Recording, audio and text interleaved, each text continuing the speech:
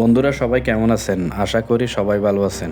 বাঁশখালী উপজেলাধীন দক্ষিণ কাতরিয়া হযরত বাইলা খলিফা রহমতুল্লাহ জামে মসজিদের কোথায় কি আপনাদের মাঝে আজকে শেয়ার করব। আপনি মসজিদের এরিয়ার ভিতর ঢোকার সময় আপনি দেখবেন দৃষ্টিনন্দন সুন্দর একটি গেট।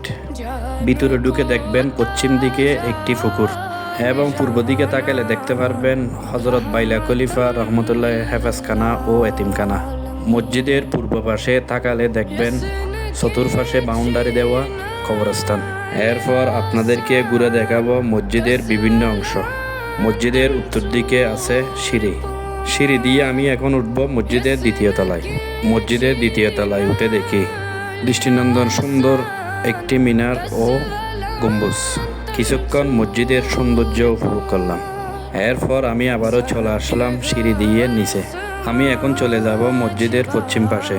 ওখানে গিয়ে দেখি মসজিদের প্রস্রাবখানা ও বাথরুম এবং এর পাশে রয়েছে হেফাজখানা ও এতিমখানা, ছাত্রদের রান্নার ঘর। আমি এখন চলে যাব মসজিদের এরিয়ার বাইরে। আপনারাও এসে মসজিদের সৌন্দর্য উপভোগ করে যাবেন।